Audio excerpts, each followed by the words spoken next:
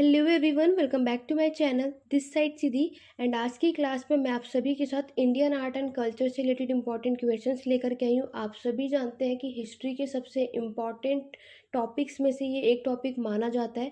चाहे आप किसी भी कॉम्पिटिटिव एंट्रेंस एग्जाम की तैयारी कर रहे हो, ये हिस्ट्री का एक इम्पॉर्टेंट टॉपिक होता है जहाँ से आपको क्वेश्चंस देखने को ही मिलते हैं। और आप सभी की रिक्वेस्ट थी कि मैं इंडियन आर्ट एंड कल्चर पे इम्पॉर्टेंट क्वेश्चंस लेकर के आऊँ। तो आज की वीडियो की आप सभी के लिए बहुत ही ज़्यादा खास होने वाली है, क्योंकि मैंने इसमें बहुत ही अच्छे क्वेश्चंस रखे हैं। और इवनली यूपीएससी की भी अगर आप लोग तैयारी कर रहे हैं तो ये उसके भी प्रीवियस ईयर क्वेश्चंस मैंने यहाँ पे रखे हुए हैं, ताकि आप लोग यहाँ से कोई क्वेश्चंस अगर आपके एग्जाम में देखने को मिल जाए तो आप इजीली से कर पाएँ। अदरवाइज आप कोई भी एंट्रेंस एग्जाम की तैयारी करो, कोई भी अदर कॉम्पिटिटिव एग्जाम की तैयारी करो, तो ये वीडियो आप सभी के लिए बहुत ही ज़्यादा स्पेशल होने वाली है। आज की वीडियो में हम कुछ 30+ क्वेश्चंस को डिस्कस करने वाले हैं विद एक्सप्लेनेशन के साथ। मैं क्वेश्चंस के साथ आपको एक्सप्लेन भी करने वाली हूँ कि जिन स्टूडेंट ने आर्ट एंड कल्चर के बारे में उतना नहीं पढ़ा है या जिन्होंने पढ़ रखा है, तो आप सभी के ये एक प्रैक्टिस सीरीज हो जाएगी। इसके बाद हम आगे अपने मॉक टेस्ट कंटिन्यू करेंगे, लेकिन पहले मैं आप सभी को सारे टॉपिक से रिलेटेड जितने भी इंपॉर्टेंट क्वेश्चंस की प्रैक्टिस करवा सकती हूँ वो मैं पूरी करवाऊंगी। आप सभी जानते हैं, इससे पहले भी मैंने आपको पूरा एंशियंट हिस्ट्री की जितने भी टॉपिक उन पर क्वेश्चंस करवा चुकी हूँ। अगर आप लोगों ने वो वीडियो नहीं देखी है तो एंशियंट हिस्ट्री की प्लेलिस्ट में जाकर के चेकआउट कर सकते हैं। लिंक नहीं तो लिंक डिस्क्रिप्शन बॉक्स में भी मिल जाएगा। बाकी के आप मेडिएवल मॉडर्न के भी जाके चेकआउट कर सकते हैं। अगर आप लोगों ने इन सीरीज़ को कंटिन्यू रखा, इन क्वेश्चंस को सॉल्व ज़रूर कीजिएगा, ताकि आपकी प्रैक्टिस अच्छी होगी। एक मॉक टेस्ट की तरह ही ये मैं सीरीज़ आप सभी के लिए चलाई हूँ, ताकि आप लोगों ने किसी भी टॉपिक को अच्छे तरीके से पढ़ रखा है तो अब बारी है आप लोगों की प्रैक्टिस करने की। इसीलिए मैं यहाँ पे टॉपिक ना पढ़ा करके आप सभी को यहाँ पर करवाती हूँ क्वेश्चंस, ताकि आप लोग अपने एग्जाम में अपना बेस्ट दे सकें। तो चलिए अपनी वीडियो को स्टार्ट करते हैं टाइम ना लेते हुए। लेकिन वीडियो को स्टार्ट करने से पहले एक बार जल्दी से आप सभी मेरी वीडियो को लाइक शेयर कर दीजिए और ज़्यादा से ज़्यादा शेयर करो, ताकि और भी स्टूडेंट इसमें ऐड हो सके और उनकी भी हेल्प हो सके इस मॉक टेस्ट पे। रही बात, जो भी स्टूडेंट मेरे चैनल पे फर्स्ट टाइम आए, मेरी वीडियो फर्स्ट टाइम देख रहे हैं, तो जल्दी से चैनल को सब्सक्राइब कर लीजिए, बेल आइकन भी प्रेस कर लेना। रात के 9:30 बजे आपको हमेशा हमारे चैनल पर वीडियोज़ देखने मिलेंगी, इसे नोटिफिकेशन पाने के लिए बेल आइकन ज़रूर प्रेस कीजिएगा। बाकी और भी इम्पॉर्टेंट वीडियोस आगे जल्दी ही देखने को मिलने वाली है, उसके लिए हमारे साथ बने रहिए। तो चलिए स्टार्ट करते हैं। और आज आपका ये इंडियन आर्ट एंड कल्चर से बहुत ही इंपॉर्टेंट टेस्ट भी माना जाएगा। तो आप सभी को सारे क्वेश्चंस के आंसर मुझे कमेंट करके बताने और देखने कि आपको इस टॉपिक से रिलेटेड कितनी तैयारी है। तो चलिए स्टार्ट करते हो, देखते हैं कि इंडियन आर्ट एंड कल्चर से किस तरीके से आपके एग्जाम में क्वेश्चंस पूछे जाते हैं। तो स्टूडेंट, ये रहा आप सभी के सामने सबसे पहला क्वेश्चन। तो फर्स्ट क्वेश्चन आप सभी से पूछ रहा है कि इनमें से कौन सा हड़प्पा स्थल नहीं है। विच one of the following is not a Harappan site. आपके ऑप्शन है चूनोदारो, कोटिजी, सुहागोरो या फिर देसलपुर। आप सभी ने इंडस वैली सिविलाइजेशन को बहुत अच्छी तरीके से पढ़ रखा होगा, तो ये क्वेश्चन भी आपके प्रीवियस ईयर क्वेश्चन है। इस तरीके के क्वेश्चन आपसे पूछे जाते हैं और मैक्सिमम यहाँ पे देखा जाए तो क्वेश्चंस इसमें बच्चे गलती कर ही देते हैं। तो इसीलिए मैंने इस तरीके के क्वेश्चंस यहाँ पे रखे हुए हैं। कुछ कुछ कॉमन साइट्स आप सभी ने सुनी होंगी, लेकिन किसी में आप कंफ्यूज हो सकते हैं। यहाँ पे देखो, चूनोदारो कोटिजी तो आप सभी को पता है। यहाँ पर जितने भी यहाँ पे मेरी वीडियोस देख रहे हैं आप सब, जो भी यहाँ पे कंफ्यूज होगी वो ऑप्शन सी या ऑप्शन डी में होने वाले हैं। ये मैं यहाँ पे समझ सकती हूँ, इसीलिए मैं आपके लिए ये प्रैक्टिस क्वेश्चन लेकर के आई हूँ, ताकि जो भी गलतियाँ हो वो यहीं पर हो। आपके एग्जाम में अगर ये क्वेश्चन आपको देखने को मिले तो आप वो गलतियाँ वहाँ ना करें। अगर हम बात करेंगे कि आपके हड़प्पा स्थल इनमें से कौन सा नहीं है, तो आप सभी ने अब तक आंसर इसका ज़रूर दे दिया होगा। तो जिन भी स्टूडेंट इस क्वेश्चन का आंसर ऑप्शन नंबर सी दिया है वो बिल्कुल करेक्ट है। अगर मैं बात करूँ सोहगोरा का, तो ये बिल्कुल सही है। आपकी सोहगोरा जो है वो आपके हड़प्पा स्थल में नहीं है। ये आपकी एक कॉपर प्लेट इंस्क्रिप्शन है। इसके बारे में मैं आपको आगे बताती हूँ। जिन भी स्टूडेंट ने ऑप्शन नंबर सी लगाया वो सारे के सारे सही है। जिनका गलत हो गया उनको परेशान होने की ज़रूरत नहीं, क्योंकि मैं आपको विद एक्सप्लेनेशन के साथ यहाँ पे बताने वाली हूँ। अगर मैं सौगारा की बात करूँ तो ये कोई आपकी हड़प्पा स्थल नहीं है, ये आपकी Ashokan era copper plate inscription है। यानी कि अशोक युग का ताम्रपत्र ये शिलालेख है, जो कि प्राकृत भाषा में लिखी गई थी, ठीक है, और ब्रह्मा लिपि में लिखी गई थी। तो ये भी आपका एक सेकंड क्वेश्चन बनता है जो कि आपके एग्जाम में पूछने के चांसेस है। तो याद रखना, आपके सोगारो जो है ये क्या है, आपके अशोकन का एक कॉपर प्लेट इंस्क्रिप्शन है, जो कि आपकी प्राकृत भाषा में और ब्राह्मी स्क्रिप्ट में लिखी गई थी।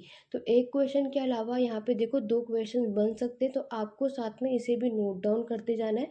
और आप सभी को मैं यही एडवाइस करूँगी कि आप इस पूरे सीरीज़ में बने रहिए, वीडियो के एंड तक बने रहिए, और जहाँ भी कुछ भी आपको जो भी नया लग रहा है, वीडियो को पॉज़ करके उसको आप लोग नोट डाउन कर लो, ताकि अपने एग्ज़ाम आने तक फिर आप उसको रिवाइज़ कर सको, और ताकि आपको लगे कि आपने सब कुछ पढ़ने के बाद ये चीज़ स्किप हो गई है, तो उसको वहाँ पे ऐड कर लेना। तो ये तो आपका सोगारो था, जो कि आपको पता चल गया ये कोई हड़प्पा साइट्स नहीं है।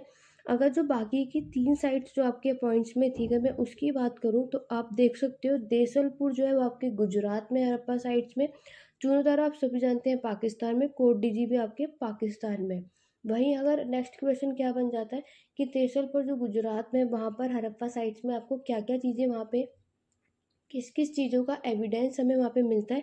वहाँ पर नीले हरे रंग का रंग द्रव्य, टेराकोटा मोहरें और ये सारी चीज़ें, मिट्टी के बर्तन हमें वहाँ पे देखने को मिलती हैं। वहीं अगर बात करें आपकी चूनो दौरों की, तो वहाँ पे एक कुत्ते का बिल्ली का पीछा करते हुए, और मनके बनाने की दुकान, और बैठे हुए चालक के साथ एक गाड़ी के निशान, ये सारी चीज़ें आपको फुटप्रिंट मिलेंगे। ये सारी चीज़ें का एविडेंस आपको चूनो दारों में मिलता है। नेक्स्ट हम बात करेंगे आपका कोटी-जी, तो यहाँ पर आपको तारकोल, बेल और देवी माँ की मूर्तियाँ, यानी कि तार, स्टैचूज ऑफ बुल और मदर गॉडेस। तो ये सारे पॉइंट्स आपको याद रखने हैं कि कौन से इंडस वैली सिविलाइजेशन के साइट्स पे किस किस चीज़ों के एविडेंस हमें देखने को मिलते हैं। वेरी इंपॉर्टेंट है। अगर आप इंडस वैली सिविलाइजेशन पढ़ रहे हैं, चाहे आप कोई भी एग्ज़ाम की तैयारी कर रहे हो, तो आपको याद रखना है, आपको जोग्राफिकल पे, ठीक है, सबसे ज़्यादा फोकस करना। इवनली सारे जितने भी हड़प्पन की साइट्स हैं उनको सबको कर लो। यूपीएससी हो, यूजीसी नेट हो, एंट्रेंस एग्ज़ाम हो, कोई अदर कॉम्पिटेटिव एग्ज़ाम हो, ये क्वेश्चन इंडस वैली से आपको देखने को मिलेगा ही मिलेगा। बाकी बेसिक चीज़ तो आप सभी को आती है, लेकिन ये सारी चीज़ें आप लोग स्किप कर देते हो और कन्फ्यूज़ हो जाते हैं, इसलिए ये सारी चीज़ें आप लोगों को नोट डाउन कर लेनी चाहिए, ठीक है। क्लियर हो गया। तो हमें ये भी पता चलेगा कि जो बाकी के 3 साइट्स हमारी हड़प्पन साइट्स थी, हमें यहाँ पर क्या क्या चीज़ें देखने को मिलती है। आगे बढ़ेंगे अपने नेक्स्ट क्वेश्चन की तरफ।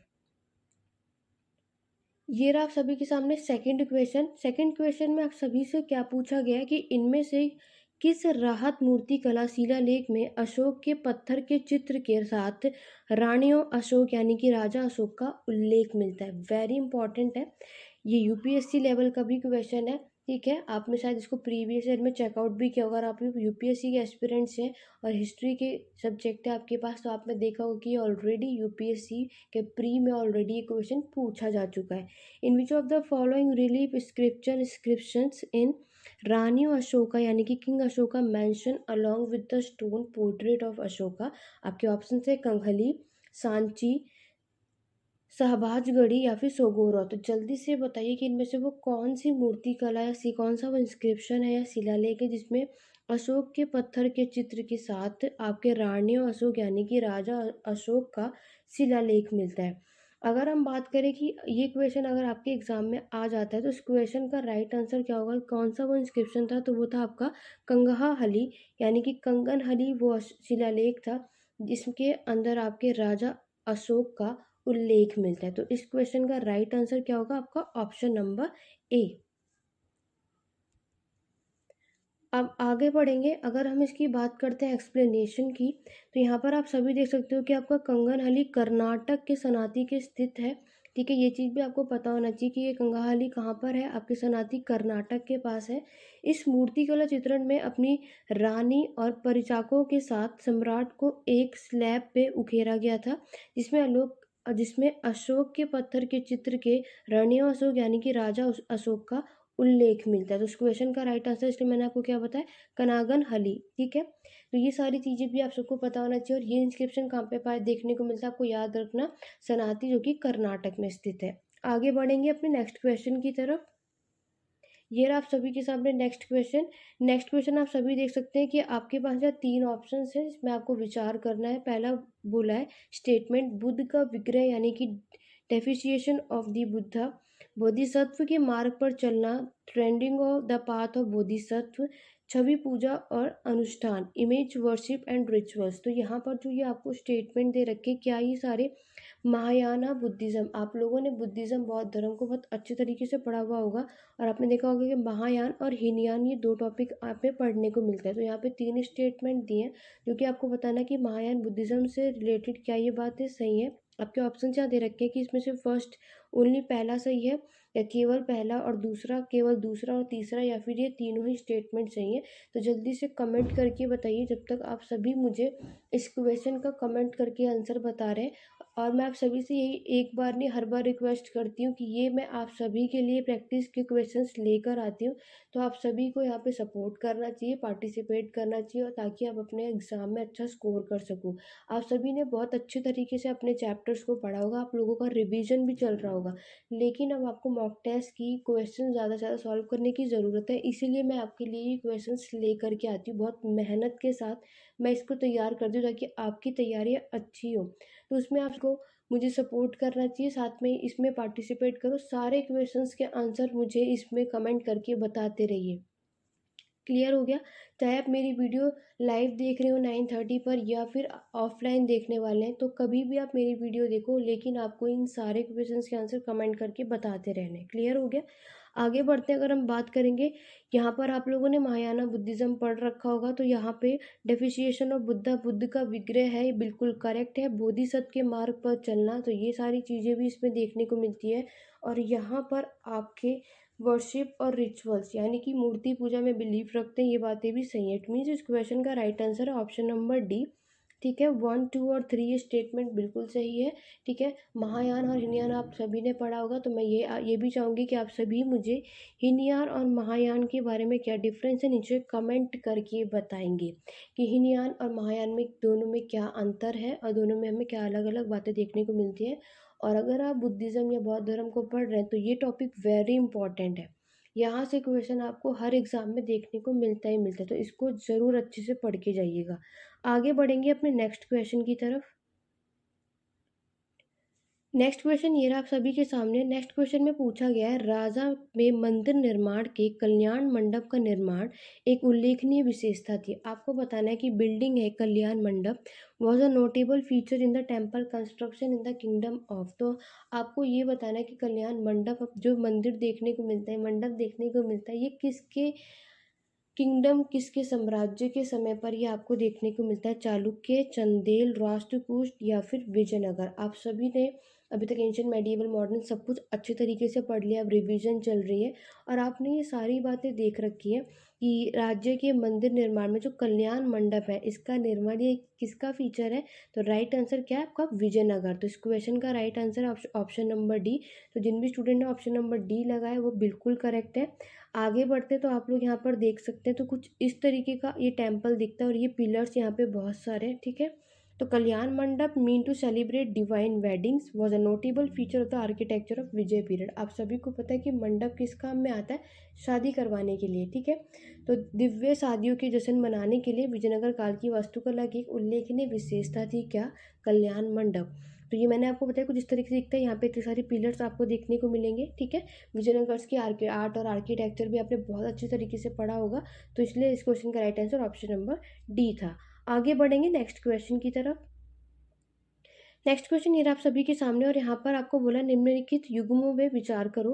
आपके पास एक साइड ट्रेडिशन दिया हुआ और एक तरफ राज्य यानी कि स्टेट दे रखा है। आपको बताना है कि कौन सी परंपरा किस राज्य में होता है और ये जो सीक्वेंस लगा हुआ है इसमें से कौन सा सही है कौन सा नहीं।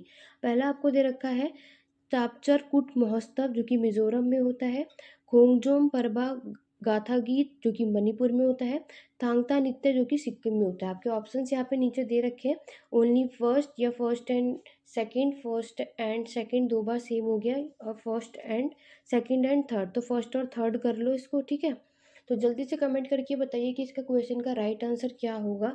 कि यहाँ पर एक तरफ आपको ट्रेडिशन दे रखा है और दूसरी तरफ स्टेट दे रखा है, तो आपको यही चीज़ बतानी है कि कौन से स्टेट में कौन सा ट्रेडिशन मनाया जाता है। अगर हम बात करते हैं आपका जो चापचर कुट महोत्सव है वो आपके मिजोरम में बनाया जाता है, ये बिल्कुल करेक्ट है। इट मीन्स फर्स्ट ऑप्शन सही है, यानी कि ऑप्शन डी आप लोगों का कट हो जाता है। वहीं हम बात करेंगे खोजोम परबा गाथा गीत जो कि मणिपुर में मनाया जाता है, ये बात भी बिल्कुल करेक्ट है। इट मीन्स सेकंड ऑप्शन भी सही है, यानी कि ये भी कट हो जाता है। और फर्स्ट भी करेक्ट हो जाएगा, क्योंकि तो यहाँ पे आपका right answer option number B होने वाला है। ठीक है, फर्स्ट और सेकंड सही है। अगर हम बात करेंगे तांगता डांस जो है वो सिक्किम का ना हो गया स्टूडेंट, ये भी आपके मणिपुर स्टेट का ट्रेडिशन है। ठीक है, ये भी लिख लो क्योंकि ये क्वेश्चन भी पूछा जा सकता है। तो तांगता डांस याद रखना, ये आपके मणिपुर का ही है। तो इस क्वेश्चन का राइट आंसर क्या होगा, ऑप्शन नंबर बी। आगे बढ़ेंगे, इससे रिलेटेड मैं आपको बता देती हूँ। नेक्स्ट स्लाइड पे आप सभी देख सकते हैं, Manipur has a rich heritage of art form to promote and preserve them are Tangta, a weapons-based Indian martial art created by the Methi of Manipur and a folk dance training program with the aiming of imparting self-defense technique to young girls of the state। Very important है, ये भी पूछा जा सकता है। तो याद रखना, ये राज्य की युवा लड़कियों को आत्मरक्षा तकनीक प्रदान करने के लिए उद्देश्य से ये आपको तांगता डांस मणिपुर में देखने को मिलता है। ठीक है, एक तरीके से लड़कियों का हथियार होता है, हम जो चीज़ें सीखते हैं ना, इसीलिए। आशा करती हूँ ये चीज़ें आपको सारी क्लियर हो रही होंगी। आगे बढ़ेंगे अपने नेक्स्ट क्वेश्चन की तरफ। नेक्स्ट क्वेश्चन ये रहा आप सभी के सामने। स्टेटमेंट टाइप्स भी आपके एग्जाम में क्वेश्चंस पूछे जाते हैं, तो मैंने इस तरीके से भी क्वेश्चंस रखे हुए हैं, क्योंकि ऐसे ही क्वेश्चंस में मैक्सिमम स्टूडेंट फंसते हैं और कन्फ्यूजन होती है उन्हें। अगर नेक्स्ट क्वेश्चन की बात करेंगे, भारत में सांस्कृतिक इतिहास के संदर्भ में इनमें से कौन से कथन पर विचार करना है। पहला कथन जो आप सभी को दे रखा है उसमें बोल रखा है कि red sandstone and marble were used in making बारह इमामबाड़ा एंड रूमी दरवाज़ा इन लखनऊ। सेकंड है वाइट मार्बल जो यूज़ किया गया था वो आपके बुलंद दरवाज़ा में और खानका फतेहपुर सिकरी में। तो ये दो स्टेटमेंट है जो कि आपको बता रखा है कि रेड सैंडस्टोन और मार्बल जो यूज़ करा गया था आपका बारह इम्बारा बनाने के लिए और रूमी दरवाज़ा लखनऊ में बनवाने के लिए, और वहीं वाइट मार्बल का यूज़ किया था आपका बुलंद दरवाज़ा बनाने के लिए। तो आपके पास यहाँ चार ऑप्शन दे रखे हैं और आपको बताना है कि इसमें से कौन सा स्टेटमेंट सही है, कौन सा नहीं है, या फिर दोनों ही सही है या फिर दोनों ही गलत है। तो इस तरीके के, क्योंकि अगर आप लोगों ने आर्ट और आर्किटेक्चर को बहुत अच्छे तरीके से पढ़ा होगा तो ये सारी चीज़ें आपको पता होना चाहिए कि कौन सी चीज़ें किससे बनी थी, कैसे बनी थी, किसने बनवाई थी, कब बनवाई थी। ठीक है, ये सारी चीज़ें पूछी जाती हैं। अगर हम बात करेंगे तो ये दोनों स्टेटमेंट आपके हैं। यहाँ पर अगर हम बात करेंगे, आप सभी देख सकते हो, तो ये दोनों स्टेटमेंट आपके हैं गलत। इट मीन्स इस क्वेश्चन का राइट आंसर क्या है, ऑप्शन नंबर डी। ठीक है, ऐसा गलत क्यों है वो मैं आपको नेक्स्ट स्लाइड पे बताती हूँ। तो आप लोग यहाँ पे देख सकते हो, जो आपका बुलंद दरवाजा है फतेहपुर सिकरी में, ये भी एक क्वेश्चन है। ठीक है, तो इसको भी नोट डाउन करना, याद रखना। बुलंद दरवाजा आपका फतेहपुर सिकरी में बनवाया गया था किस 1602 एडी में। किसने बनवाया था, अकबर ने। ठीक है, ये क्वेश्चन आता है। फतेह आपका बुलंद दरवाजा कहाँ पर बनवाया गया, फतेहपुर सिकरी में। किसने बनवाया था, अकबर ने। कब बनवाया था, 1602 एडी में। क्लियर हो गया। वहीं अगर हम बात करेंगे, ये आपका रेड और बफ सैंडस्टोन से बना था और डेकोरेट किया गया था उसको, ठीक है, वाइट एंड ब्लैक मार्बल से। मुगल्स अक्सर क्या करते थे, रेड सैंडस्टोन यूज करते थे। क्लियर हो गया। तो इसी वजह से वो दोनों स्टेटमेंट आप सभी के गलत है, क्योंकि उसमें क्या बोल रहा है कि फतेहपुर सिकरी को बुलंद दरवाजा 1602 ईस्वी में महान मुगल सम्राट अकबर ने गुजरात पर अपनी जीत के लिए उपलक्ष्य में बनवाया था। ठीक है, ये क्यों बनवाया था, जब उसने अकबर ने अपने गुजरात में विजय प्राप्त की थी, उसके यहाँ पे बेस पे बनवाया था। नेक्स्ट है, ये लाल और बलुआ पत्थर से बना था और सफ़ेद और काले संगमरमर की नरकाशी से और जुड़ाई से सजाया गया था। इसलिए मुगल अक्सर अपने निर्माण में लाल बलुआ पत्थर का इस्तेमाल करते थे, इसीलिए वो आप सबके दोनों स्टेटमेंट गलत थे। आगे बढ़ते हैं अपने नेक्स्ट क्वेश्चन की तरफ। नेक्स्ट क्वेश्चन ये रहा आप सभी के सामने। नेक्स्ट क्वेश्चन में पूछा है, प्रसिद्ध पेंटिंग बानी थानी किससे संबंधित है। The well known painting was Bani Thani belong to the Bundi school, Jaipur school, Kangra school या फिर किशनगढ़ स्कूल। तो जल्दी बताइए कि अगर आपने ये पेंटिंग देखी होगी बनी थानी, तो ये जो पेंटिंग है किससे संबंधित है, तो ये थी आपकी किशनगढ़ स्कूल से। तो इस क्वेश्चन का राइट आंसर क्या है आपका, ऑप्शन नंबर डी। तो बानी थानी जो है वो किशनगढ़ स्कूल से संबंधित थी। नेक्स्ट स्लाइड पे आप देख सकते हैं, आपकी बानी थानी की कुछ ये रही आपकी पेंटिंग। ठीक है, तो अगर आप लोगों ने पेंटिंग नहीं देख सकते, यहाँ पे आप देख सकते हो स्लाइड में, बानी थानी किशनगढ़ के मालवाड़ स्कूल से निहाल चंद द्वारा चित्रित भारतीय लघु चित्रकला को संवर्धित करती है। तो आप लोग देख सकते हो, बानी थानी जो है ये इंडियन मिनिएचर पेंटिंग है, छोटी पेंटिंग है, जो किसके द्वारा बनाई गई थी, निहाल चंद के द्वारा बनाई गई थी, from the Marwar school of Kishangarh. Very important है, यूजीसी नेट की अगर आप प्रिपरेशन करोगे तो ये चीज़ भी पूछी जाती है कि बानी थानी की जो आपकी इंडियन मिनिएचर पेंटिंग है ये किसके द्वारा बनाई गई थी, तो निहाल चंद राइट आंसर है, ये आपको याद रखना है। ठीक है, इसमें एक ऐसी महिला का चित्रण किया गया जो सुंदर और सुंदर है, यानी कि बहुत ही एलिगेंट और ग्रेसफुल है। पेंटिंग का विषय क्या था? बानी थानी। राजा सामंत सिंह के समय में किशननगर में एक गायक और कवि थे, ठीक है। तो ये आप देख सकते हो, बानी थानी जो है was a singer and a poet in Kishannagar in the time of कौन से राजा के समय पर?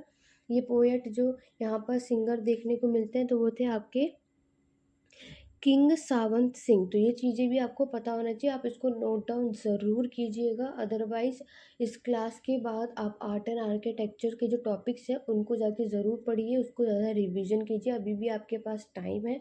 अगर मैं बात करूँ, CUET का एग्ज़ाम तो जुलाई में ही है, लास्ट वीक में आप सभी को पता है, लेकिन हम DU की बात करें तो जुलाई नहीं तो इवनली अगस्त में उनका एग्ज़ाम होने वाला है। तो अभी भी आपके पास थोड़ा बहुत टाइम है। अगर आप लोगों ने आर्ट और आर्किटेक्चर से क्वेश्चन नहीं पढ़े हैं, नहीं अभी तक प्रिपरेशन किए, तो रिवीजन ज़्यादा से ज़्यादा उसको भी कीजिए, ज़्यादा से ज़्यादा क्वेश्चन पूछे जाते हैं। दूसरा, आपको एडमिनिस्ट्रेशन पे भी फोकस करना है, वहाँ से भी 100% क्वेश्चन आते हैं और आपको देखने को मिलेंगे। अदरवाइज इससे पहले जो मैंने वीडियो बताई थी वो एडमिनिस्ट्रेशन पे ऑलरेडी मैं इस पर लेक्चर ले चुकी हूँ। अगर आपने वो वीडियोस नहीं देखी है तो आप जाकर उसको देख सकते हैं, एंशिएंट हिस्ट्री की प्लेलिस्ट में जाकर के वो वीडियोस आपको देखने को मिल जाएंगी। आगे बढ़ते हैं अपने नेक्स्ट क्वेश्चन की तरफ। नेक्स्ट क्वेश्चन ये रहा आप सभी के सामने। तो इस पूरे स्लाइड पे आप सब भी देख सकते हो, इंग्लिश में है, नेक्स्ट स्लाइड में हिंदी में आपको दिखाती हूँ। आपके पास यहाँ पे डिफरेंस बताना है the culture of Rigvedic Aryans और इंडस वैली पीपल के बीच में। और आपको यहाँ पे 3 स्टेटमेंट दे रखे हैं कि ऋग्वेदिक पीपल और इंडस वैली पीपल्स के बीच में दोनों में क्या डिफरेंस था, ठीक है, और कौन सी बात इन दोनों के लेकर के सही है। पहला ऑप्शन है Rigvedic use the coat of mail and helmet in Wayfair.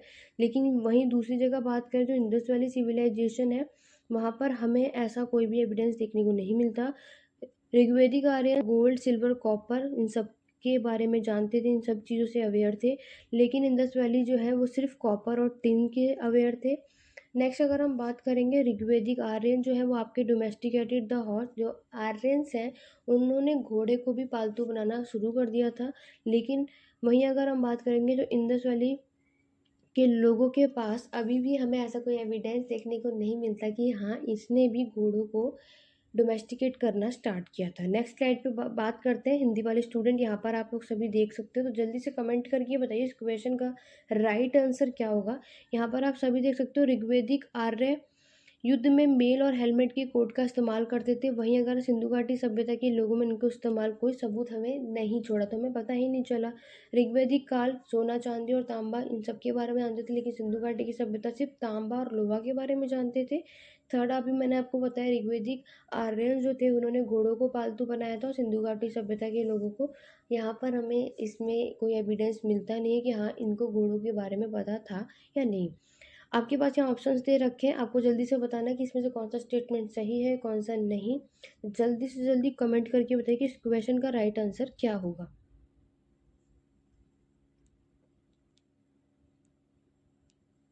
तो अगर आपने इंडस वैली और ऋग्वैदिक वैदिक पीरियड बहुत अच्छे तरीके से पढ़ा हुआ है और इस पे मैं ऑलरेडी वीडियोस बना चुकी हूँ, तो अगर आप लोगों ने इन टॉपिक पे वीडियो नहीं देखा है तो आप एंशिएंट हिस्ट्री की प्लेलिस्ट में देखो। मैंने इंडस वैली सिविलाइजेशन को पूरे कंप्लीट 5 लेक्चर्स में इस टॉपिक को कंप्लीट किया है, और वैदिक पीरियड को सिर्फ एक ही वीडियो में पूरा वैदिक पीरियड मैंने आप सभी को पढ़ाया हुआ है। वहीं अगर हम बात करें तो आप सभी जानते हो कि ऋग्वेदिक आर्य समाज में मेल और हेलमेट के कोट का इस्तेमाल करते थे। और वहीं अगर सिंधु घाटी सभ्यता के लोगों की मैं बात करें तो उसका सबूत उन्होंने नहीं छोड़ा, तो ये बात बिल्कुल सही है, यानी स्टेटमेंट फर्स्ट सही है। दूसरे स्टेटमेंट में यहाँ पे देखो कि ऋग्वेदिक काल में सोना चांदी और तांबा इस सब के बारे में जानते थे कि सिंधु घाटी की सभ्यता सिर्फ तांबा और लोहा। तो ये आपको पता है कि ये स्टेटमेंट है बिल्कुल गलत। आप सभी को पता है इंडस वैली सिविलाइजेशन के लोग जो हैं वो आपके गोल्ड सिल्वर कॉपर ब्रोंज सबसे अवेयर थे, लेकिन उनको आयरन के बारे में कुछ भी नहीं पता था। ना ही हमें आयरन का इंडस वैली सिविलाइजेशन के समय पर कोई भी एविडेंस मिलता है। इट मीन्स आपका सेकंड स्टेटमेंट है गलत। आपके ऑप्शन में जहाँ जहाँ सेकंड दिया उसको कट कर दो, ठीक है। अब चलो फर्स्ट हमारा करेक्ट है, ये हमने देख लिया। अब थर्ड स्टेटमेंट देख लेते हैं कि इस थर्ड करेक्ट है या इनकरेक्ट। थर्ड अगर हम देखेंगे, ऋग्वेदिक काल में घोड़ों को पालतू बनाया जाता था, लेकिन सिंधु घाटी की सभ्यता को इस जानवर के बारे में बिल्कुल नहीं पता था। तो ये बिल्कुल करेक्ट है थर्ड स्टेटमेंट। इट मीन्स इस क्वेश्चन का राइट आंसर अगर हम देखेंगे तो वो है आपका ऑप्शन नंबर सी। आप सभी को पता है कि डोमेस्टिकेट हॉर्स को इंडस वैली सिविलाइजेशन के समय पर नहीं किया गया था। उस समय पे हमें ऐसा कोई भी एविडेंस देखने को नहीं मिलता, हमें ये आर्यंस के समय पर देखने को मिलता है। तो इट मीन्स आपका फर्स्ट और थर्ड स्टेटमेंट सही है, सेकंड स्टेटमेंट गलत है। इट मीन्स आपके इस क्वेश्चन का राइट आंसर क्या होगा? Option number C. आगे बढ़ेंगे नेक्स्ट क्वेश्चन की तरफ। इसी तरीके का आपको क्वेश्चंस को सॉल्व करना है। बहुत से स्टूडेंट क्वेश्चन को देख के डर जाते हैं, बेशक उन्हें पता होता है, वो पढ़ के भी आता है, लेकिन वो सोचते हैं इतना बड़ा सा है, समझ में नहीं आता, कंफ्यूज जाते हैं। तो आपको सिर्फ स्मार्टली वहाँ पे काम करना है, शांत होकर काम करना है, क्वेश्चन को बहुत ध्यान से पढ़ना, और जो भी आपने पढ़ा उसको फोकस करना है कि यार ये चीज़ आपने वहाँ पे देखी थी या नहीं देखी थी। इसी तरीके से आपको अपने क्वेश्चन का आंसर वहाँ पे समझ में आएगा। क्लियर हो गया? नेक्स्ट क्वेश्चन में पूछा, निम्नलिखित में से कौन सा काकतीय साम्राज्य का एक अत्यंत महत्वपूर्ण बंदरगाह था? Which one of the following was a very important sea port in the Kakatiya kingdom? तो काकतीय किंगडम का जो इम्पोर्टेंट सी पोर्ट है वो कौन सा था? आपके ऑप्शन दे रखे हैं, काकीनाडा, मोटुपल्ली, मछलीपट्टनम या मसूलीपट्टनम या नेलुरु। तो जल्दी से जल्दी कमेंट करके बताइए, मैं देखना चाहूँगी कि इस बार, क्योंकि आप सभी के एग्जाम बहुत ही पास है, तो कितने स्टूडेंट सीरियस हैं, कितने स्टूडेंट सिर्फ यहाँ पे सीरियसली इस क्वेश्चंस को सॉल्व कर रहे हैं और देख रहे हैं कि कहाँ पे वो गलत हो रहा है। क्योंकि देखो, अगर आप सभी क्वेश्चंस के आंसर मुझे बताओगे तो ही आपको समझ में आएगा कि हाँ, आप लोगों की गलतियाँ हो का रही हैं। फिर क्लास एंड होने के बाद आप जाकर के उन टॉपिक्स को रिवाइज कर सकते हो, वरना आपको यही लगेगा कि हाँ, हमने सब पढ़ लिया, रिविजन भी कर ली, लेकिन जब आप क्वेश्चन सॉल्व करने पे आओगे, मेन हमारी गलतियाँ वहीं पे हमें समझ में आती है। इसलिए मैं आपको यही कहूँगी, अगर आप लोगों का पार्टिसिपेट रिस्पॉन्स अच्छा रहा, आप लोग वीडियोस प्रॉपर तरीके से देखते रहे, रिस्पॉन्स अच्छा जल्दी है, तो ये आपको रेगुलर चैनल पे वीडियोस देखने को मिलेंगी। अभी तो रेगुलर वीडियोस नहीं आ रही है, बिकॉज अभी आप सभी उतना यहाँ पे रिस्पॉन्स नहीं करते हैं। कुछ स्टूडेंट हैं जो यहाँ पे रिस्पॉन्स करते हैं, डेली वीडियोस देखते हैं। तो अगर आप लोगों का रिस्पॉन्स अच्छा रहा तो आपके एग्ज़ाम आने तक मैं मैक्सिमम क्वेश्चन कवर अप करा दूँगी, लेकिन उसके लिए आपको साथ में बने रहना पड़ेगा। अगर हम बात करते हैं कि आपके काकतीय किंगडम का जो इम्पोर्टेंट सी पोर्ट है वो है आपका मोटुपल्ली। तो इस क्वेश्चन का राइट आंसर क्या है? Option number B. तो जिन भी स्टूडेंट ने ऑप्शन नंबर बी दिया था वो आप सभी करेक्ट है। नेक्स्ट स्लाइड पे चलते हैं और आप लोग यहाँ पर देख सकते हो कि मोटुपल्ली एक प्रसिद्ध था यदि काकतीयों का सबसे महत्वपूर्ण व्यापारिक बंदरगाह नहीं था। ठीक है, याद रखना। प्रसिद्ध यात्री मार्को पोलो को भी इस बंदरगाह से गुजरे और अपने यात्रा वृत्तांत को काकतीय साम्राज्य की संपत्ति का वर्णन किया था। ये याद रखना, ये फेमस तो था, लेकिन ये इम्पोर्टेंट काकतीय की सिर्फ ये इम्पोर्टेंट ट्रेडिंग सी पोर्ट यही है, ये जरूरी नहीं है। ठीक है, लेकिन हाँ, ये एक फेमस मोटुपल्ली था जहाँ से काकतीय डायनेस्टी के लोग जो है इसके थ्रू ट्रेड करते थे। आगे बढ़ेंगे अब अपने नेक्स्ट क्वेश्चन की तरफ। नेक्स्ट क्वेश्चन ये रहा आप सभी के सामने। नेक्स्ट क्वेश्चन में पूछा गया है, बोधिसत्व पद्मावनी की पेंटिंग सबसे प्रसिद्ध और अक्सर सचित्र चित्रों में से एक है। The painting of Bodhisattva Padmapani is one of the most famous and oft illustrated painting at Ajanta, Badami, Bagh या एलोरा। अगर हम बात करते हैं कि बोधिसत्व पद्मावनी की पेंटिंग जो सबसे प्रसिद्ध और अक्सर चरित्र चित्र में से एक है, तो वो थी आपकी अजंता पेंटिंग। ठीक है, तो इस क्वेश्चन का राइट आंसर क्या ऑप्शन नंबर है। हम ज़्यादा टाइम नहीं लेंगे, बहुत सारे क्वेश्चंस मैंने इस सीरीज में रखे हुए हैं, तो मैं जल्दी जल्दी क्वेश्चन पढ़ा के यहाँ पे आपको आंसर बताने वाली हूँ। आप लोगों को क्या करना है, मेरे क्वेश्चन रीडअप करने तक आपको क्वेश्चन के आंसर जल्दी से कमेंट करके बताने। ठीक है, ज़्यादातर नहीं तो हमारी वीडियो बहुत ज़्यादा लंबी हो सकती है और टाइम लग सकता है, लेकिन मेरी पूरी कोशिश है मैं जल्दी जल्दी आपको ये कवर अप करा सकूँ विद एक्सप्लेनेशन के साथ। इस क्वेश्चन का राइट आंसर होगा option number A. Next slide पे समझते हैं, ताकि जिन भी स्टूडेंट ने तैयारियां बिल्कुल भी नहीं की, इसलिए मैं ये एक्सप्लेन आपको करवाती हूँ। अजंता पेंटिंग की अगर हम बात करेंगे, बोधिसत्व पद्मावनी की पेंटिंग सबसे प्रसिद्ध और अक्सर चरित्र चित्रों में से एक है। अगर यहाँ पे एक्सप्लेनेशन देखोगे, अजंता केव आप सभी ने पढ़ा होगा, तो अजंता की गुफाओं के दो चरणों में बनाया गया था। तो पहला समूह था वो सेकेंड सेंचुरी में, यानी कि दूसरी शताब्दी ईसा पूर्व के आसपास ये शुरू हुआ था, जबकि गुफाओं का जो दूसरा ग्रुप था, दूसरा समूह था, वो 400 से 650 ईस्वी के आसपास बनाया गया था। ठीक है, नेक्स्ट अगर हम बात करेंगे, जो अजंता की गुफाओं में दीवारों का मूल रूप से चित्रों से ढकी हुई होती थी। आप पूरा अजंता की गुफाओं देखोगे तो जाके आप लोग चेक करना नेट पर, तो अजंता की जो केव पेंटिंग आपको देखने को मिलेगी वो पूरी की पूरा गुफा में आपको चित्र ही मिलेगी, उसी से पूरा ढका होता है, कवर अप होता है। लेकिन आज केवल 9 जीवित चित्र मौजूद है वहाँ पर। ठीक है, ये भी क्वेश्चन पूछा जा सकता है। Only 9 surviving images are present. Next है बोधिसत्व पद्मानी सबसे प्रसिद्ध है इसमें से। पद्मानी एक संस्कृत शब्द है, ये भी पूछा जा सकता है।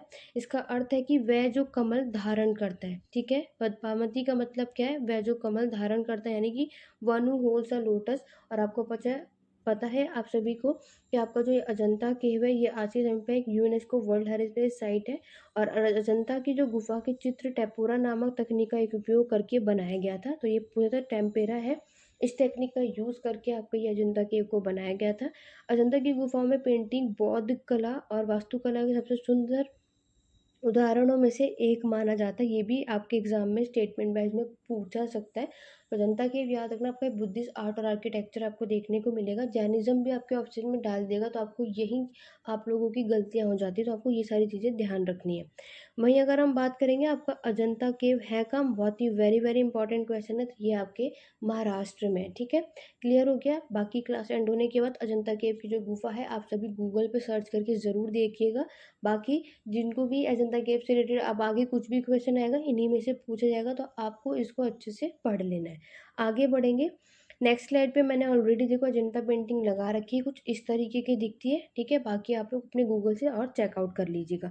वीडियो को लाइक शेयर जरूर करते जाइएगा। बाकी जितने भी स्टूडेंट और भी ऐड होते जा रहे हैं, आप सभी को वीडियो लाइक शेयर करते रहना है बिल्कुल ही। अगर आपको क्वेश्चन पसंद आ रहे हैं, क्लास पसंद आ रही है, ज़्यादा से ज़्यादा वीडियो को लाइक शेयर कीजिएगा। इनमें से कौन सा सूर्य मंदिरों के लिए सबसे प्रसिद्ध है, आपके पास ऑप्शन दे रखा है और आपको बताना है जो सन टेम्पल है इसमें से कहाँ पे किसके लिए फेमस है। अरसावली, अमरकंटक, ओंकारेश्वर, आपके ऑप्शन यहाँ दे रखे हैं, ठीक है। और आपको बताना है कि इसमें से कौन सा फेमस है आपके सन टेम्पल के लिए, और नीचे आपको कुछ ऑप्शंस दे रखे हैं।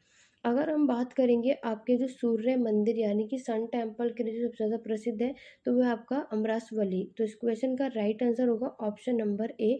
इसको मैं बता देती हूँ डिटेल में, ताकि जिन भी स्टूडेंट ने बिल्कुल भी नहीं पढ़ा है वो बिल्कुल इन क्वेश्चंस को कर सके। देखो, सूर्यांशल टेम्पल को ही और क्या आपके अरावली सन टेम्पल कहा जाता है। इसकी लोकेशन देखो, अरावली आंध्र प्रदेश में है। इसको डेडिकेट किया जाता है सन गॉड यानी सूर्य भगवान को।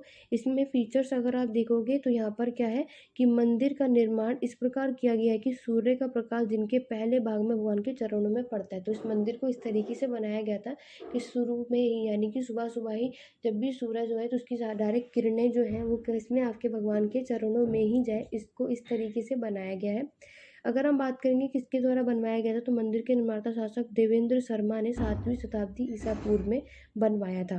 क्लियर हो गया। नेक्स्ट हम बात करेंगे आपका ओमकारेश्वर टेम्पल। ये लोकेटेड था आपका कांडवा मध्य प्रदेश में। ये डेडिकेटेड है शिव भगवान को, ठीक है। तो आपके क्वेश्चन में सन टेम्पल के बारे में पूछा था इसलिए। बाकी अगर लॉर्ड शिवा के बारे में पूछेंगे तो ओमकारेश्वर टेम्पल है। इसका फीचर क्या है, ये 12 ज्योतिर्लिंगियों में से एक है, ठीक है। ये भी क्वेश्चन आपके एग्जाम में पूछा सकता है और ये इंपॉर्टेंट है कि ओमकारेश्वर टेम्पल जो आपको कहाँ देखने को मिलता है, आपके मध्य प्रदेश में। क्लियर हो गया, क्योंकि देखो आपके ऑप्शंस में ये भी था, ठीक है। ये देखो ओमकारेश्वर ऑप्शन थर्ड है ना, तो ये आपकी शिव भगवान के लिए। तो ये सारी चीज़ें आप सभी को पता होनी चाहिए। क्लियर हो गया। आप लोग चाहे तो इसका स्क्रीनशॉट ले सकते हैं, क्लास के एंड होने के बाद उसको नोट डाउन कर लेना, जो भी चीज़ें इसमें आपको नई लग रही है और आपको लग रहा हो कि हाँ आपने अभी पढ़ा है। आगे बढ़ेंगे नेक्स्ट क्वेश्चन की तरफ। नेक्स्ट क्वेश्चन है मणिपुरी संकीर्तन के संदर्भ में इसमें से कौन सा कथन है, इसमें आपको विचार करना है।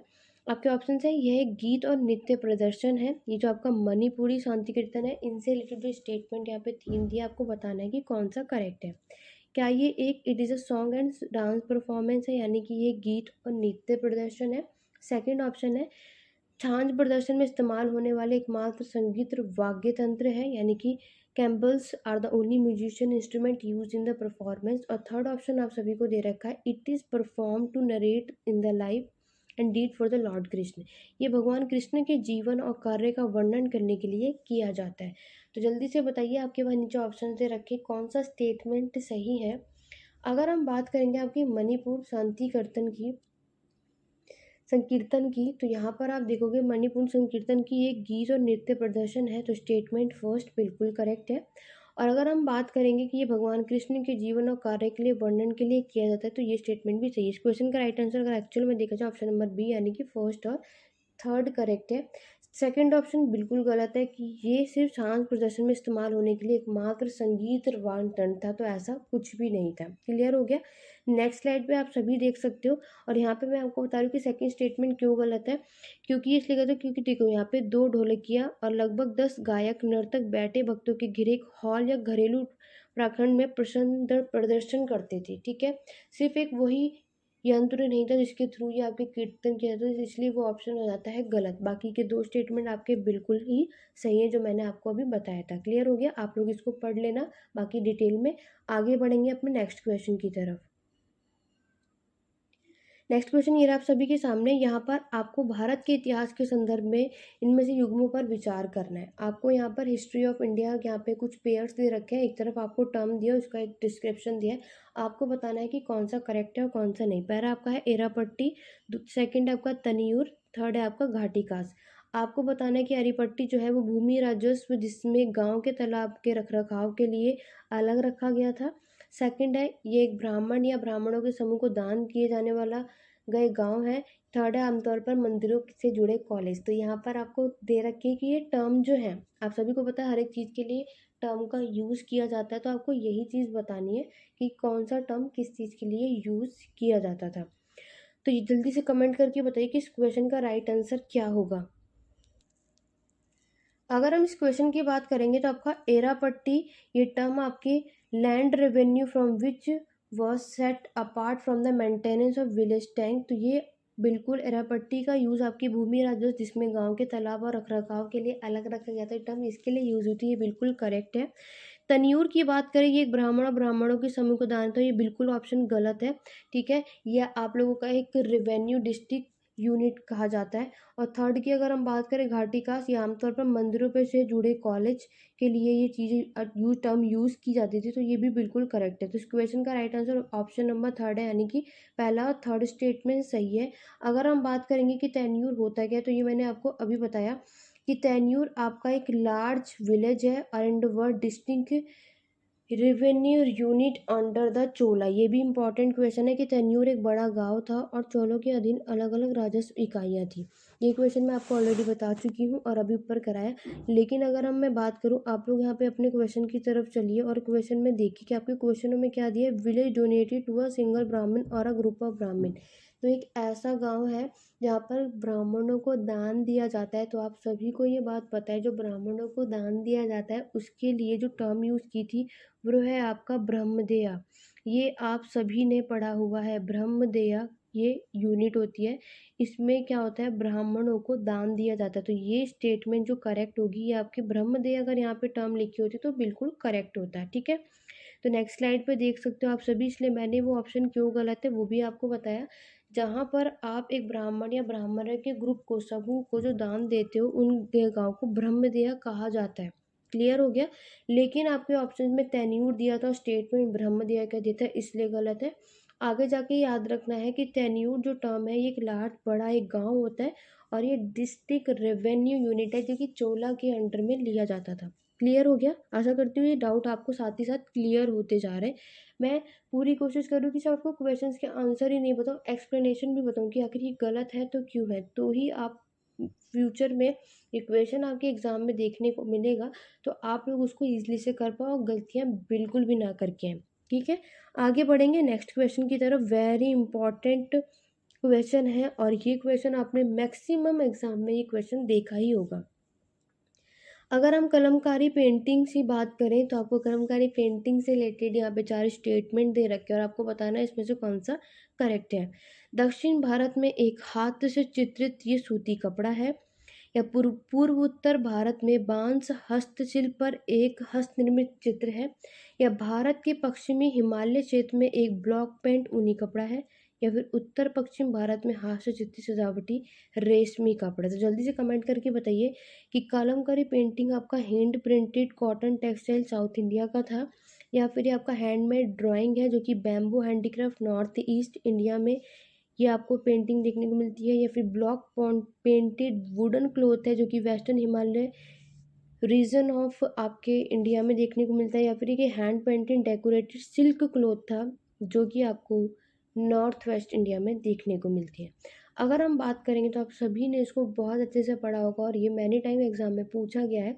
आप सभी को पता है कि कलमकारी पेंटिंग जो है वो आपका एक दक्षिण भारत में एक हाथ से चित्रित सूती कपड़ा है, यानी कि हैंड प्रिंटेड कॉटन टेक्सटाइल इन साउथ इंडिया। तो जिन भी स्टूडेंट ने ऑप्शन नंबर ए दिया है आप सभी का बिल्कुल करेक्ट है। ये आप लोग यहाँ पर देख सकते हैं इस पेंटिंग को, कुछ इस तरीके की ये पेंटिंग दिखती है। क्लियर हो गया। आगे बढ़ेंगे नेक्स्ट क्वेश्चन की तरफ। नेक्स्ट क्वेश्चन की अगर हम बात करें तो इस क्वेश्चन में आपसे पूछा गया है अजंता और महाबलीपुरम नामक दो ऐतिहासिक स्थानों में क्या समान है। आपको अजंता और महाबलीपुरम ये दोनों एक हिस्टोरिकल प्लेसेस है, आप सभी को पता है। तो इन दोनों में क्या दो कॉमन चीज़ है वो आपको बतानी है। आपके ऑप्शन दे रखे हैं, दोनों की दोनों पर जो बिल्ट हुए थे दोनों ही को बनाने का समय क्या सेम है।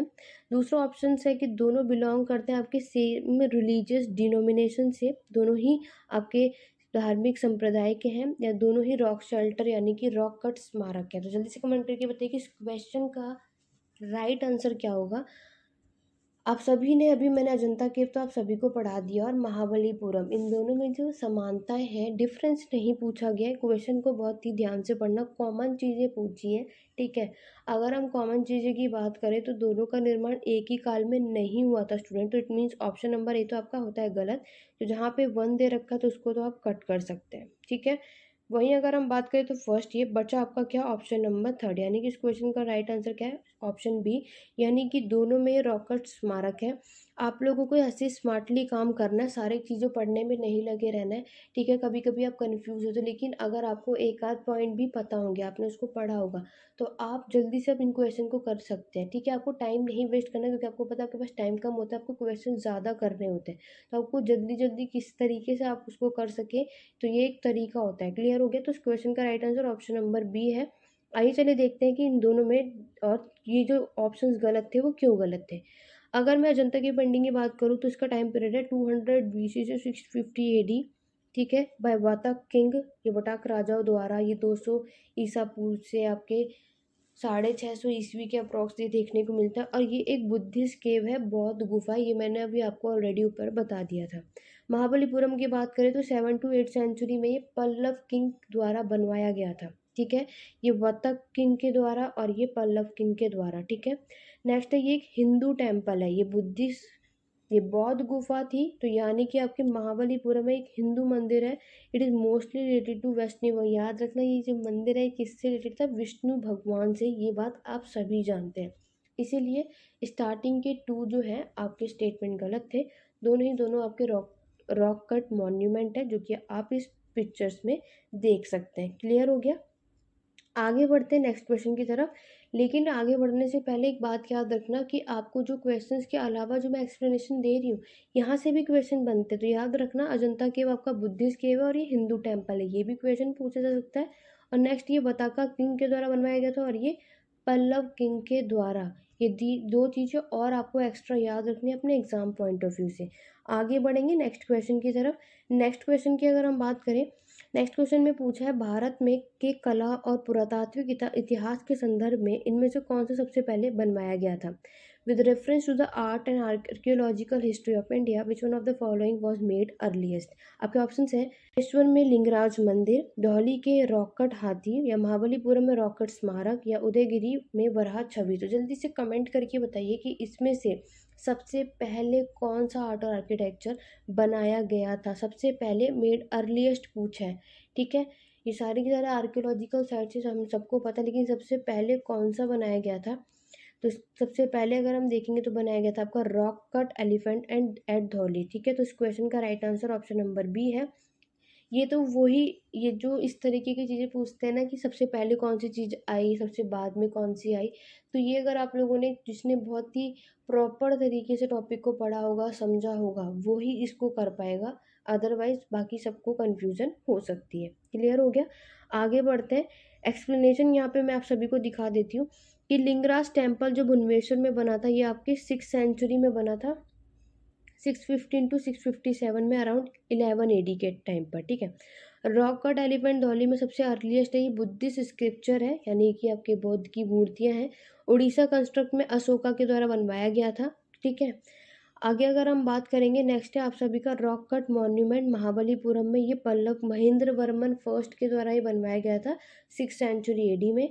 वराही में जो उदयगिरी मध्य प्रदेश में, ये इंडिया का पर्सनल टेम्पल है आपका किंग चंद्रगुप्त द्वितीय का, जिन्होंने रूल किया था 376 to 415 CE तक, अराउंड 5th century AD के अप्रॉक्स।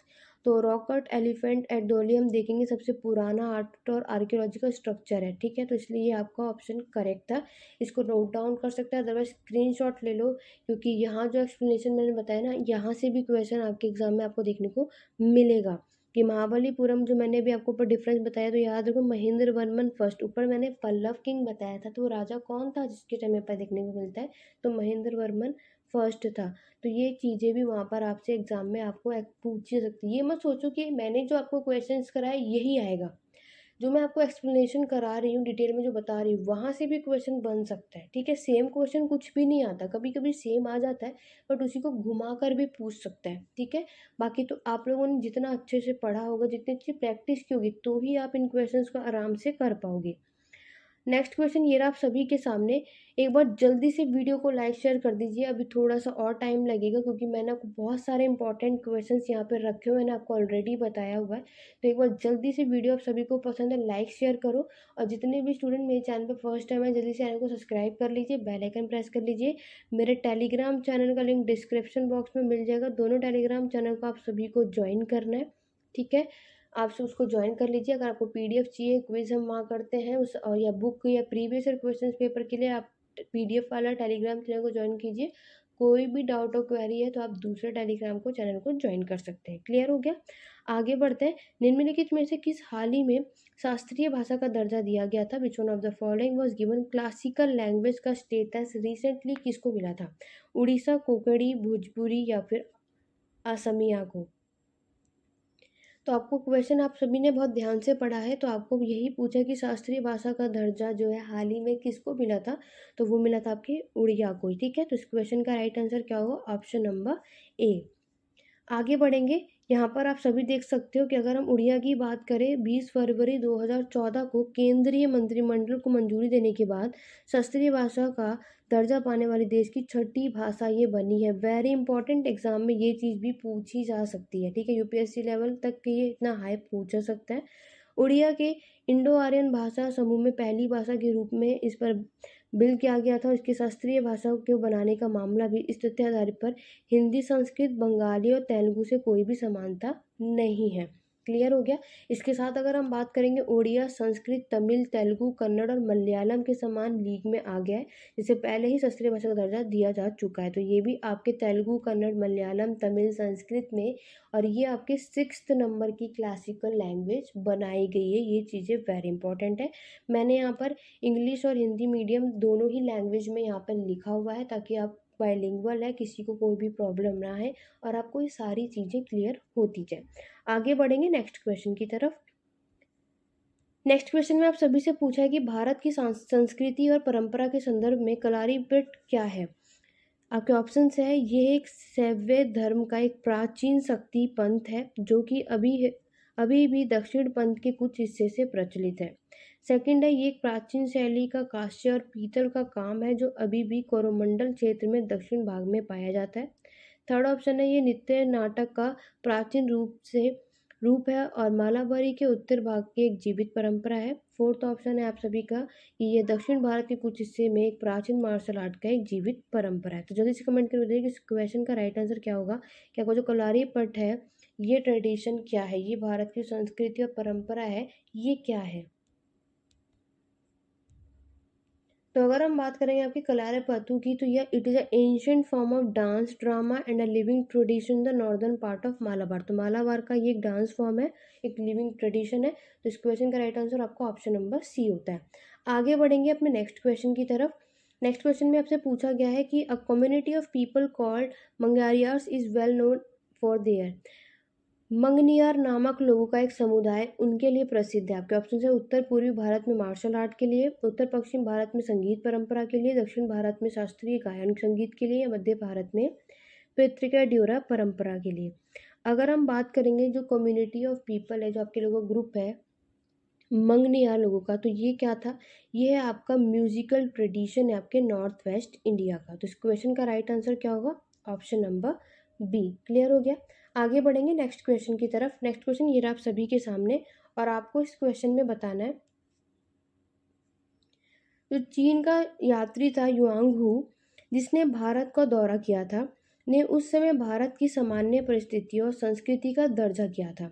इस संदर्भ में इनमें से कौन सा कथन सही है। तो आप सभी को पता है चाइनीज ट्रैवलर था हुआंग चुआंग, यानी कि हुआंग स्वांग। तो इसने जब भारत में आया था तो इसने यहाँ पर दौरा किया था, ठीक है।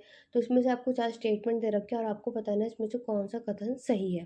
पहला ऑप्शन है, सड़कें और नदी मार्ग डकैती से पूरी तरह अछूते हैं, यानी कि जो रोड और रिवर रूट है ये दोनों कम्प्लीटली इम्यूनी या रॉबरी से यहाँ पे चोरी चकारी होती रहती है। नेक्स्ट बोल रहा है कि जहाँ तक अपराधों के लिए सजा का संबंध है, आग पानी और जहर द्वारा परीक्षाएं किसी व्यक्ति की निर्दोषता या अपराध को निर्धारित करने के उपकरण थे, यानी कि आपको यहाँ पे जो उस समय के जो यहाँ पे लोग थे उन्हें रिवॉर्ड मिलता था, यानी कि regard punishment for offence, order for fire water poison मतलब इंस्ट्रूमेंट, ठीक है, ताकि चाहे वो जो भी इनोसेंट हो आपके पर्सन हो उन सब से रिलेटेड इनको ये सब इन सब चीज़ों के थ्रू आपको पनिशमेंट दी जाती थी। या फिर लास्ट व्यापारियों को घाटों और बैरियर स्टेशनों पर शुल्क का भुगतान करना पड़ता था। तो अगर हम बात करेंगे आपके जो ये चाइनीज़ ट्रैवलर थे, आपके युआंग चांग, तो ये जब आए थे तो इन्होंने जो चीज़ें बताई थी तो उन्होंने क्या बताया था कि सड़कें और नदी मार्ग डकैती पूरी तरह छूते हैं, ठीक है। The road and river route और completely immune for river robbery. तो ये ऑप्शन है आपका बिल्कुल ही गलत। करेक्ट और जो स्टेटमेंट है वो है सेकंड और थर्ड। इट मीन्स इस क्वेश्चन का राइट आंसर होगा आपका ऑप्शन नंबर बी, यानी कि जहाँ तक अपराधों के लिए सजा का संबंध है, आग पानी और जहर द्वारा परीक्षाएं किसी व्यक्ति की निर्दोषता या अपराध को निर्धारित करने के लिए उपकरण थे। थर्ड है, व्यापारियों को घाटों और बैरियर स्टेशनों का शुल्क का भुगतान भी करना पड़ता था। क्लियर हो गया। नेक्स्ट स्लाइड पे चलते हैं। यहाँ पे मैं आप सभी को डिटेल में समझा देती हूँ कि हुंसा जो है एक चीनी तीर्थ यात्री है, हर्ष के शासनकाल के दौरान आया था। वेरी इंपॉर्टेंट, एग्जाम में पूछा सकता है। उनका उद्देश्य था कि प्रमाणिक बौद्ध धर्म ग्रंथों को सुरक्षित करना और बौद्ध रुचि के स्थानों का दौरा करना। आप सबको पता है कि ये यहाँ पर क्यों आए थे, क्योंकि इन्हें बौद्ध धर्म को फैलाना था, उसके बारे में और भी चीज़ें जाननी थी, तो इस वजह से ये यहाँ पर भारत आए थे।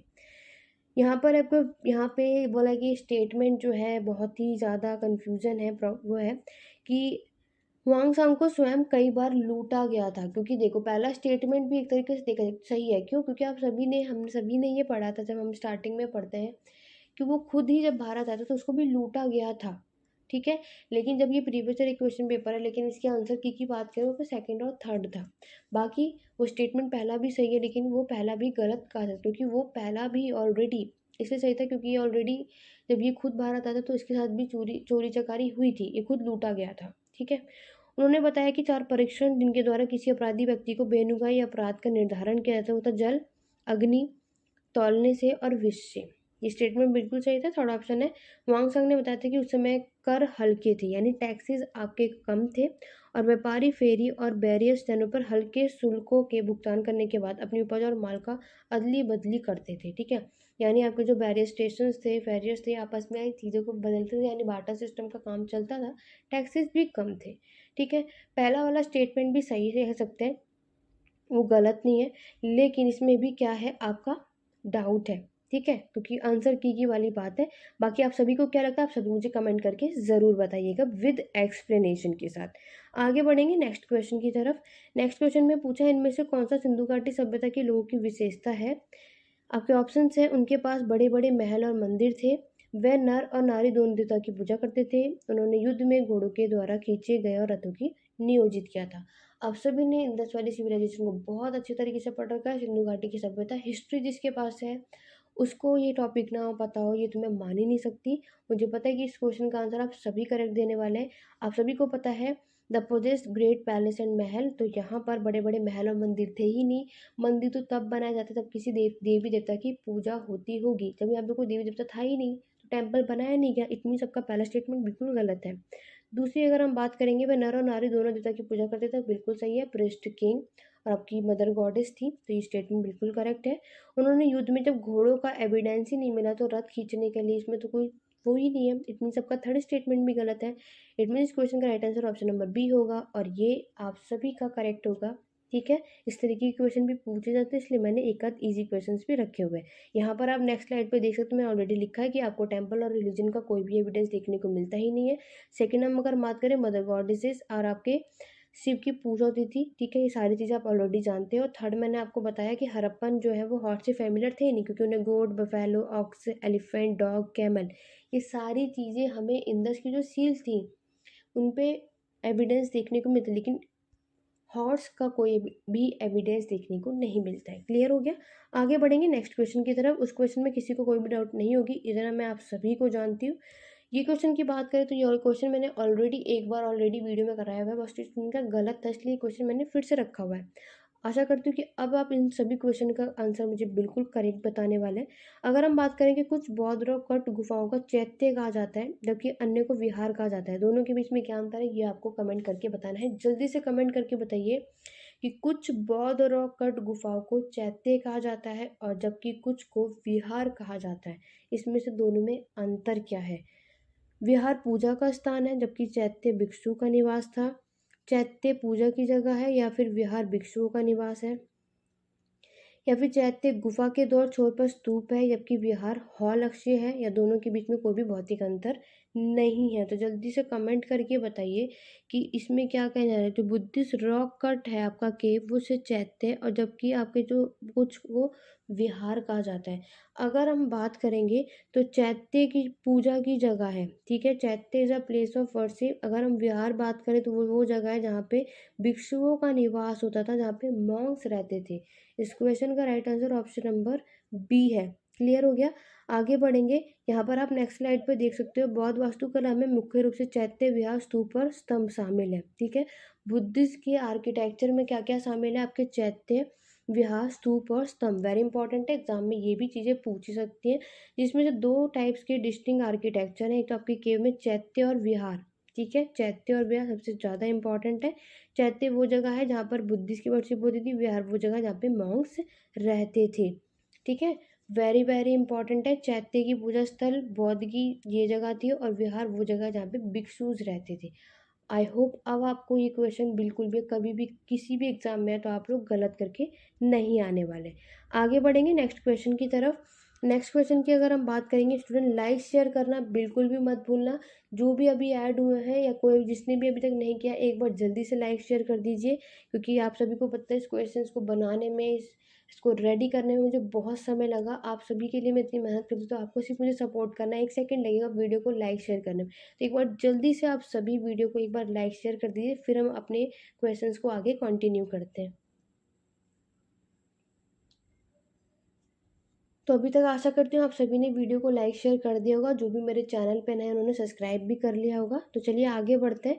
भारतीय रॉक कट वास्तुकला के इतिहास के संदर्भ में इनमें से कौन से कथन पे आपको विचार करना है, ठीक है। आपको history of Indian rock cut architecture पे यहाँ पे कुछ स्टेटमेंट दे रखे हैं, आपको उन पर विचार करना है। अगर हम बात करेंगे बादामी की गुफाएं भारत की सबसे पुरानी जीवित रॉक गुफाएं हैं, या फिर आपके बराबर रॉककट गुफा मूल रूप से सम्राट चंद्रगुप्त मौर्य द्वारा आजीविकों के लिए बनाई गई थी। थर्ड है, एलोरा में विभिन्न धर्मों के लिए गुफाएं बनाई गई थी। जल्दी से कमेंट करके बताइए कि इस क्वेश्चन का राइट आंसर क्या होगा। अगर हम आपके history of Indian rock cut architecture की बात करें तो इस क्वेश्चन का राइट आंसर सिर्फ ऑप्शन नंबर सी थर्ड है, यानी कि जो एलोरा केव है ये मेड डिफरेंट फेथ के लिए बनाया गया था, ठीक है। बाकी के दो ऑप्शंस बिल्कुल गलत है। तो वो क्यों गलत है मैं आप सभी को नेक्स्ट स्लाइड पे दिखाती हूँ। देखो, थर्ड ऑप्शन आपका करेक्ट है। मैंने आपको बताया कि एलोरा एक वर्ल्ड हेरिटेज साइट है, ठीक है, जहाँ पे आपके 12 बुद्ध गुफाएं देखने को मिलेगी, 17 हिंदुओं की गुफाएं देखने को मिलेगी और 5 आपको जैन धर्म की गुफाएं, ठीक है। तो यहाँ पर अलग अलग फेथ पे बिलीव करते थे, इसलिए ये क्वेश्चन का राइट आंसर था। सेकंड आपका करेक्ट गलत इनकरेक्ट क्यों है, देखो, बराबर रॉकेट चैम्बर 3वीं शताब्दी में बनाया गया था, वो भी मौर्य काल में, ठीक है। अशोक के, चंद्रगुप्त सेकंड के थ्रू नहीं, चंद्रगुप्त फर्स्ट के थ्रू भी नहीं, ये अशोक के द्वारा बनवाया गया था, याद रखो, ठीक है। और उनके पुत्र दशरथ। इन गुफाओं का उपयोग मखली गौशाला द्वारा स्थापित आजीविका संप्रदाय के लिए तपस्वियों द्वारा किया गया था। ये चीज़ तो सही थी, लेकिन यहाँ पे आपके रूलर शासक जो था वो गलत लिखा था, इसलिए वो स्टेटमेंट आपका गलत होता है। फर्स्ट स्टेटमेंट गलत क्यों था, क्योंकि बराबर गुफाएं भारत में सबसे पुरानी जीवित रॉक कट गुफाएं हैं। बादामी गुफा मंदिर भारत में कर्नाटक के उत्तरी भाग में भागलकोट जिले में कस्बी बादामी में स्थित 4 हिंदू गुफाओं मंदिर में से एक परिसर था। गुफाओं में भारतीय रॉकेट वास्तुकला का एक उदाहरण माना जाता है। विशेष रूप से ये बादामी चालुक्य वास्तुकला 6 शताब्दी की है। ठीक है, तो ये तीनों स्टेटमेंट मैंने आप सभी को बता दिया कि ये क्यों सही थे या फिर क्यों गलत थे। चलिए अब आगे बढ़ते हैं, बाकी आप इसका स्क्रीनशॉट ले सकते हैं। ठीक है, आगे बढ़ेंगे नेक्स्ट क्वेश्चन की तरफ। नेक्स्ट क्वेश्चन में आप सभी से पूछा गया है कि इनमें से कंसीडर द फॉलोइंग भक्ति संत, यानी कि भक्ति संतों पे आपको विचार करना है। दादू दयाली, गुरु नानक, त्यागराज। जब लोधी वंश का पतन हुआ था और बाबर ने सत्ता संभाली थी, तब उपयुक्त इनमें से कौन उपदेश दे रहा था, ये आपको बताना है। ठीक है, दिल्ली सल्तनत का आखिरी रूलर दोली लोधी डायनेस्टी जब ख़त्म हुई थी, लास्ट डायनेस्टी 5th डायनेस्टी थी, तो 1526 में जब ये ख़त्म हुई थी, जिसमें इब्राहिम लोधी और बाबर के बीच में फर्स्ट बैटल ऑफ पानीपत की लड़ाई हुई थी, आप सबको पता है। उस समय जो भक्ति संत था वो कौन था, वो आप सभी से पूछा गया है। तो जल्दी से कमेंट करके बताइए कि जब 1526 में इब्राहिम लोधी और आपके बाबर के बीच में जब लड़ाई हुई थी फर्स्ट बैटल ऑफ पानीपत का, तो और इसमें आपको सभी को पता है इब्राहिम लोधी हार के और बाबर ने अपनी सत्ता संभाली थी, तो उस समय भक्ति संत जो थे वो कौन थे। तो अगर हम बात करें तो उस समय जो उपदेश दे रहा था वो कौन थे, आपके गुरु नानक। इट मीन्स इस क्वेश्चन का राइट आंसर क्या, ऑप्शन नंबर बी। क्लियर हो गया। नेक्स्ट स्लाइड पे मैं आप सभी को उसके बारे में बता देती हूँ। अगर हम 1526 में बाबर की बात करें, क्योंकि वो बाप का बैटल ऑफ पानीपत जीत चुका था इब्राहिम लोधी से, तब उसने दिल्ली को कैप्चर कर लिया था और उसने क्या किया था, नॉर्थ अपने मुगल एम्पायर की स्थापना कर ली थी। ये बात आप सभी को पता है। तो उस समय जो धर्म गुरुओं का काल था वो था आपके गुरु नानक, दादू दयाल और कारला त्याग ब्रह्म। ठीक है, ने बाबर ने 1526 में लोधी वंश को संभाला था और आप इसके टाइम पीरियड भी याद कर सकते हैं। ये भी आपके एग्जाम में इनके टाइम पीरियड के अकॉर्डिंग सीक्वेंस में पूछा जाता है। क्लियर हो गया। आगे बढ़ेंगे नेक्स्ट क्वेश्चन की तरफ। नेक्स्ट क्वेश्चन की अगर हम बात करें, निम्नलिखित ऐतिहासिक स्थानों पर आपको विचार करना है। अजंता केव, लेपाक्षी टेम्पल, सांची स्तूपा। आपको बताना है उपयुक्त में से कौन सा कथन भित्ति चित्रों के लिए जाना जाता है, मुरल पेंटिंग के लिए जो जाना जाता है वो इसमें से अजंता केव, लेपाक्षी टेम्पल या सांची स्तूपा। तो वो कौन सा है जो जाना जाता है। तो आपने ये सभी ने पढ़ा है और ये भी एग्जाम में many times art and architecture से, आपके आर्ट और कल्चर से, मोरल पेंटिंग से भी क्वेश्चन आता है। तो अगर हम आपकी बात करें जो मोरल पेंटिंग से जो जाने जाते हैं वो है आपका अजंता केव और लेपाक्षी टेम्पल। तो इस अजंता की गुफा और लेपाक्षी टेम्पल इसका करेक्ट आंसर है। इट मीन्स इस क्वेश्चन का राइट आंसर है ऑप्शन नंबर बी। तो जिन्होंने भी ऑप्शन नंबर बी बताया वो आप सभी करेक्ट है। नेक्स्ट स्लाइड पे मैं आप सभी को दिखा देती हूँ और बताती हूँ। आपका अजंता और लेपाक्षी टेम्पल क्या है ये मैंने आपको ऑलरेडी बता दिया है, लेकिन आपकी सांची स्तूपा एक ब्यूटीफुल स्क्रिप्चर्स है, लेकिन वो एक मुरल पेंटिंग नहीं है। बाकी अगर आप अजंता केव के बारे में आपको ऑलरेडी पढ़ा चुकी हूँ। लेपाक्षी की मैं अगर बात करूँ तो ये विजयनगर राजाओं की भित्ति चित्रों के सर्वश्रेष्ठ भंडारों में से एक में प्रसिद्ध है। टाइम पीरियड याद, किसके समय की ये मंदिर है आपको याद रखना है, विजयनगर के समय पर। ठीक है, आगे बढ़ते हैं अपने नेक्स्ट क्वेश्चन की तरफ। नेक्स्ट क्वेश्चन ये रहा आप सभी के सामने। नेक्स्ट क्वेश्चन में पूछा गया है, भारत में दार्शनिक चिंतन के इतिहास के संदर्भ में शाक्य विचारधारा के संदर्भ में इसमें से कौन से कथन पे आपको विचार करना है। आपके शाक्य पुनर्जन्म या आत्मा के स्थानांतरण के सिद्धांत को स्वीकार नहीं करता था, या फिर शाक्य का मानना है कि आत्म ज्ञान है जो मुक्ति की ओर ले जाता है और ना कि कोई बाहरी प्रभाव या एजेंट की ओर। जल्दी से कमेंट करके बताइए, जो आपका शाक्य स्कूल है आपने सभी ने इसके बारे में पढ़ा होगा, तो इसमें आपको फिलोसफिकल थॉट बताना है शाक्य रूलर की क्या सही होंगी। तो अगर हम बात करेंगे कि आपके जो शाक्य हैं, शाक्य स्कूल में जो शाक्य पुनर्जन्म या फिर आपके Shakya does not accept the theory of rebirth और ट्रांसमिशन ऑफ सोल, स्टेटमेंट बिल्कुल गलत है, क्योंकि यहाँ पे नॉट दे दिया है। क्योंकि वो लोग इसमें मानते थे, उन्होंने कि वो बिलीव था कि मरने के बाद भी जीवन होता है, ये बात आप सभी जानते हैं। इट मीन्स आपका पहला स्टेटमेंट हो जाता है गलत।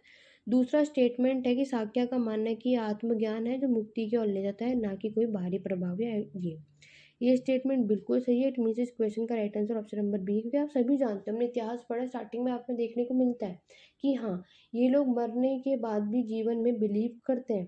ठीक है, तो ये यहाँ पे नॉट लिखा है, इस वजह से आपका स्टेटमेंट गलत हो गया था। नेक्स्ट स्लाइड पे चलते हैं, इसका एक्सप्लेनेशन भी मैंने यहाँ पे दिखाया हुआ कि शाक्य प्रणाली भारतीय दर्शन के इतिहास में सबसे प्राचीन प्रणालियों में से एक है। साक्यन अज्ञान यानी अविद्या को दुख और बंधन यानी संसार का एक मूल धारण मानता है। साक्य का कहना है कि इस दुख से बाहर निकलने का रास्ता ज्ञान यानी विवेक के माध्यम से है। ठीक है, आपको जो दुख से होकर बाहर निकलना है तो उसका मानना क्या है कि वो आपका ज्ञान है, आपकी नॉलेज है। नेक्स्ट है कि साक्य दार्शनिक द्वारा ईश्वर या सर्वोच्च सत्ता के अस्तित्व को प्रत्यक्ष रूप से दावा नहीं किया गया और न ही इसको प्रशंसनीय माना गया। उनका मानना है साक्य ईश्वर भगवान का अंतिम कारण से इनकार करते हैं। तो ये नहीं मानते कि ईश्वर जो है वो फाइनल कॉजेज हैं आप सबके। तो ये सारी चीज़ें भी याद रखना साक्य स्कूल से।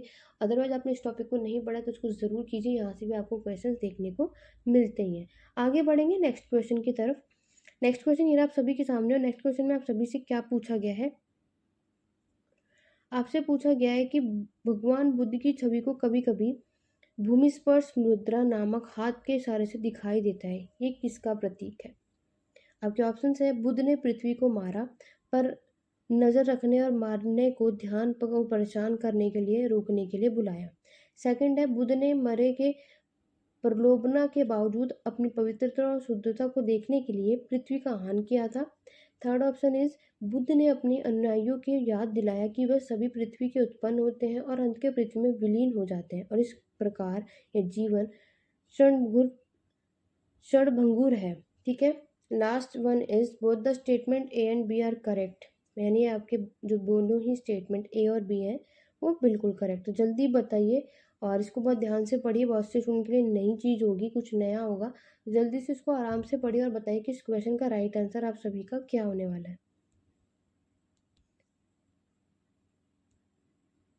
तो अगर हम बात करेंगे तो स्टूडेंट ये क्वेश्चन मैं आप सभी के लिए होमवर्क का क्वेश्चन रखती हूँ। ठीक है, तो आप सभी मुझे इस क्वेश्चन का आंसर कमेंट करके बताइएगा क्योंकि एक नया क्वेश्चन है। ठीक है, मैं देखती हूँ कि कितने स्टूडेंट ने इसको पढ़ा होगा, क्योंकि कुछ ऐसे स्टूडेंट भी होंगे जो यूपीएससी के एस्पिरेंट्स होंगे, उनकी तैयारी कर रहे होंगे। तो आप सभी के लिए क्वेश्चन, इस क्वेश्चन का आंसर आप सभी मुझे कमेंट करके बताएंगे। तो चलिए आगे बढ़ते हैं अपने नेक्स्ट क्वेश्चन की तरफ। नेक्स्ट क्वेश्चन ये रहा आप सभी के सामने, प्रारंभिक वैदिक आर्यों का धर्म मुख्य रूप से था। द रिलीजियस ऑफ अर्ली वैदिक आर्यन वॉज प्रिमेनली ऑफ भक्ति, छवि पूजा और यज्ञ, प्रकृति और यज्ञों की पूजा या फिर प्रकृति की पूजा और भक्ति।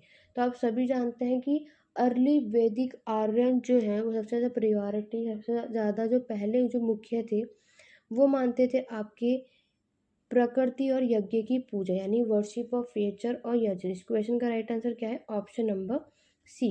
नेक्स्ट स्लाइड की तरफ चलेंगे और यहाँ पे मैं आप सभी को दिखा देती हूँ। अगर हम अर्ली वैदिक पीरियड की बात करेंगे तो वैदिक देवताओं के मुख्य रूप से इंद्र, अग्नि, सोम, मित्र, वरुण, आर्यभंग और भंग और अस्मा थे। ये प्रकृति देवता जैसे सूर्य, वायु, पृथ्वी की पूजा करते थे। नदियों, विशेष रूप से सरस्वती की भी पूजा करते थे। ये भी एग्जाम में आएगा। वैदिक पीरियड की ऑलरेडी मैंने लेक्चर लिया हुआ है, एंशिएंट हिस्ट्री की प्लेलिस्ट में चेकआउट करो, लिंक डिस्क्रिप्शन बॉक्स में मिल जाएगा। बहुत अच्छे तरीके से मैंने अर्ली और लेटर वैदिक पीरियड में डिफरेंस कराया हुआ है, उसको कर लोगे उसके बाद आपको वहीं कहाँ उससे रिलेटेड कहीं भी कुछ भी क्वेश्चन आएगा आप इजीली कर पाओगे। ठीक है, तो जिनको भी वो लेक्चर देखना है आप जा करके देख सकते हैं। नेक्स्ट है, यज्ञ पूजा की विधि थी जो यज्ञों का प्रदर्शन था। इसमें वैदिक मंत्रोच्चार, समन गायन और यज्ञ मंत्र यानी कि यजुष शामिल थे। यज्ञ में वैदिक मंत्र का जाप करते हुए हवन सामग्री के अग्नि में बलिदान करना शामिल था। तो ये सारी चीज़ आपकी अर्ली वैदिक पीरियड की है, ना कि लेटर वैदिक पीरियड की। क्लियर हो गया। आगे बढ़ेंगे नेक्स्ट क्वेश्चन की तरफ। नेक्स्ट क्वेश्चन ये आप सभी के सामने, इसमें पूछा गया है जो नागा, द्रविड़ और पेशर है। नागा, द्रविड़ और बेशर ये क्या थे। ये भारतीय उपमहाद्वीप के तीन मुख्य नस्लीय समूह है या फिर ये तीन मुख्य भाषा विभाजन है जिनमें भारतीय भाषाओं का वर्गीकृत किया जा सकता है, या फिर ये भारतीय मंदिर वास्तुकला की तीन वस्तुएं मुख्य शैलियाँ हैं, या फिर भारत में प्रचलित तीन प्रमुख संगीत हैं ये। तो जल्दी से कमेंट कर बताइए कि नागा, द्रविड़ और बेशर, या आप सभी ने पढ़ा होगा ऑलरेडी, ये क्वेश्चंस बहुत से एग्जाम में आ चुका है कि नागा, द्रविड़ और बेशर ये क्या है। ये आपके भारतीय मंदिर वास्तुकला की तीन प्रमुख शैलियाँ हैं। ये आपके तीन मेन स्टाइल है आपके इंडियन टेम्पल आर्किटेक्चर के। तो इस क्वेश्चन का राइट आंसर क्या होगा, ऑप्शन नंबर सी। आगे बढ़ेंगे नेक्स्ट स्लाइड पे, यहाँ पर आप इसका एक्सप्लेनेशन भी देख सकते हैं कि प्राचीन भारत मंदिरों को तीन व्यापक प्रकारों में वर्गीकृत करता है। यह वर्गीकरण इन मंदिरों के निर्माण में प्रयुक्त विभिन्न स्थापत्य शैली पर आधारित है। तीन थे, नागर, वैसर और श्रवण। नागर शैली में मंदिर उत्तरी भारत में पाए जाते हैं, इसे नोट डाउन कर लो। ठीक है, ये भी एग्जाम में क्वेश्चन बनता है। कि नागा स्टाइल टेम्पल जो है आपके नॉर्थ इंडिया में, वैसा स्टाइल टेम्पल जो है ये रीजन आपका विंध्या और कृष्णा रिवर के पास, त्रिवेणी स्टेट आपका मिलता है गोदावरी और कृष्णा रिवर के पास। वेरी वेरी इंपॉर्टेंट है, नोट डाउन कर लो। ये क्वेश्चन आपके एग्जाम में पूछा जाता है और पूछा जा सकता भी है ऑलरेडी। तो ये भी एक एक्स्ट्रा क्वेश्चन है जो पूछा सकता है, तो उसको फटाफट आप लोग इसका स्क्रीनशॉट ले लो, नहीं तो कहीं पे नोट डाउन कर लेना। आगे बढ़ेंगे नेक्स्ट स्लाइड पर। नेक्स्ट क्वेश्चन ये रहा आप सभी के सामने। आप कुचिपुड़ी और भरतनाट्यम नृत्य में कैसे अंतर करते हैं? आपसे पूछा है how do you distinguish between Kuchipudi और भरतनाट्यम डांसेस। और सभी ने कुचिपुड़ी और भरतनाट्यम डांस देखा होगा, तो आपको उन दोनों को देखकर अगर अंतर बताना होगा तो आप कैसे बताएंगे? आपके ऑप्शन है, कभी कभार बोलने वाले नृत्य कुचिपुड़ी नृत्य में मिलते हैं लेकिन भरतनाट्यम में नहीं। सेकंड है, पैरों को किनारों पर रखकर पीतल की थाली पर नृत्य करना भाट्य भरतनाट्यम कहलाता है, लेकिन कुचिपुड़ी नृत्य में इस तरह की गतिविधियां नहीं होती हैं। तो जल्दी से कमेंट करके बताइए कि इसमें से कौन सा ऑप्शन करेक्ट है। अगर आप लोगों ने कुचिपुड़ी और भरतनाट्यम डांस देखा होगा तो आपने देखा होगा कि dancer occasionally speaking dialogue in is found in Kuchipudi dance but in not in Bharatanatyam. जब आपने कुचिपुड़ी का डांस देखा होगा तो आपने देखा होगा कि जब वो लोग डांस करते करते वहाँ पे वो कुछ डायलॉग भी बोलते हैं। तो ऑप्शन ए बिल्कुल करेक्ट है। इन्होंने सेकंड बोला है कि यहाँ पर जो तांबे की यानी सॉरी पीतल की जो थाली पर इसमें डांस करते हुए जो भरतनाट्यम की विशेषता है, तो ये बात बिल्कुल गलत है। ये भरतनाट्यम की नहीं, आपकी कुचिपुड़ी की विशेषता थी, इस वजह से आपका सेकंड स्टेटमेंट गलत हो जाता है। अदरवाइज अगर हम ओवरऑल समय क्या समझ आए कि इस क्वेश्चन का right answer option number A होगा। ठीक है, सेकंड ऑप्शन गलत है। नेक्स्ट स्लाइड पे इसके एक्सप्लेनेशन के साथ मैं आपको बताती हूँ। अगर आप लोग यहाँ पर देख सकते हैं, कुचिपुड़ी आंध्र प्रदेश का शास्त्रीय भारतीय नृत्य है। ये भी एग्जाम में पूछा जाता है कि कुचिपुड़ी क्लासिकल इंडियन डांस है आपके आंध्र प्रदेश की, और ओवरऑल अगर हम देखें तो साउथ इंडिया में भी ये पॉपुलर है। वचिका अभिनय यानी ये use of word dialogue special feature है जो कुचिपुड़ी स्टाइल है। भरतनाट्यम में क्लासिकल इंडियन डांस है आपके साउथ इंडिया का। डांस ऑन ब्रास प्लेट ये आपकी कुचिपुड़ी का फीचर है, ना कि भरतनाट्यम का। आपके स्टेटमेंट में दिया था कि भरतनाट्यम का है, बट नहीं, जो ये लोग पीतल की प्लेट पर डांस करते हैं वो आपके कुचिपुड़ी का विशेषता है, ना कि आपके भरतनाट्यम का। क्लियर हो गया? आगे बढ़ेंगे नेक्स्ट क्वेश्चन की तरफ। नेक्स्ट क्वेश्चन ये रहा आप सभी के सामने, बहुत ध्यान से इस क्वेश्चन को समझना। भारत में सांस्कृतिक इतिहास के संदर्भ में त्रिभंगा नामक नृत्य और नाटक में एक मुद्रा प्राचीन काल से आज तक भारतीय कलाकारों की पसंदीदा रही है। इनमें से कौन सा कथन इस मुद्रा का सबसे अच्छा वर्णन करता है? आपके ऑप्शन है, एक पैर मुड़ा हुआ है और शरीर कमर और गर्दन पर थोड़ा था लेकिन विपरीत रूप से ही घुमावदार है। चेहरे के भाव, हाथ के हाव भाव और मेकअप को कुछ महाकाव्य या ऐतिहासिक पात्रों के प्रतीक के रूप में जोड़ा जाता है। थर्ड ऑप्शन है, शरीर, चेहरा और हाथों के आंदोलन का उपयोग स्वयं को व्यक्त करने या कहानी को बताने के लिए किया जाता है। फोर्थ ऑप्शन इज प्यार या कामुकता की भावनाओं को व्यक्त करने के लिए छोटी सी मुस्कान, थोड़ी घुमावदार कमर और हाथ के इशारों पर जोर दिया जाता है। तो ये बहुत ही इंपॉर्टेंट क्वेश्चन है, आप सभी का होमवर्क का क्वेश्चन है। कमेंट करके ज़रूर बताइए इस क्वेश्चन का क्या आंसर होगा। इवन नहीं, क्योंकि मैं आपको सिर्फ यहाँ एक ही एग्ज़ाम की तैयारी नहीं कराती हूँ, अदर जितने भी मैक्सिमम, तो ये इस तरीके के क्वेश्चन में अगर बात करूँ तो यूपीएससी और यूजीसी नेट में आपको देखने को मिलेंगे।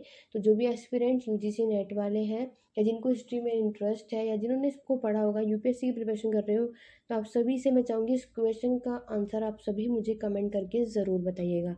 नेक्स्ट क्वेश्चन भी देखते हैं और आगे बढ़ते हैं कि नेक्स्ट क्वेश्चन क्या है आप सभी के सामने।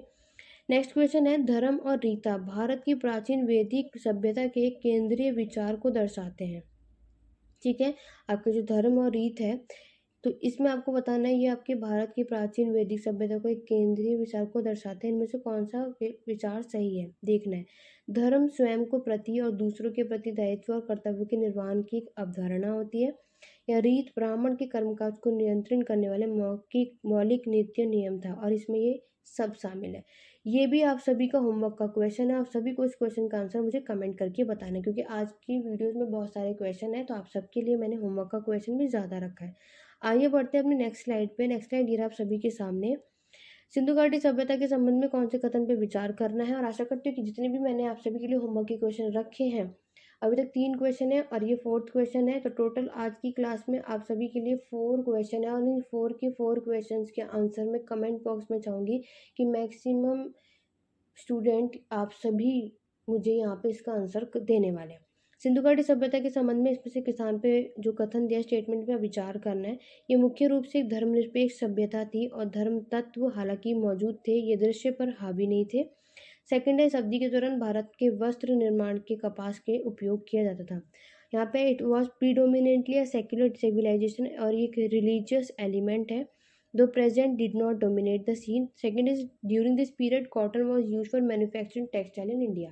इंडस वैली सिविलाइजेशन अपने सभी ने बहुत अच्छे तरीके से पढ़ा हुआ है, क्योंकि क्योंकि देखो एंट्रेंस में भी ये क्वेश्चन देखने को मिलते हैं, ठीक है। बीएचयू में इतना नहीं आएगा, लेकिन आपको इस तरीके के क्वेश्चन देखने को मिलता है। आप सबको लगता है ये कहाँ से पूछ लिया, कैसे पूछ लिया, लेकिन इस तरीके के एग्जाम में क्वेश्चन पूछे जाते हैं, बल्कि प्रीवियस ईयर क्वेश्चन ही हैं।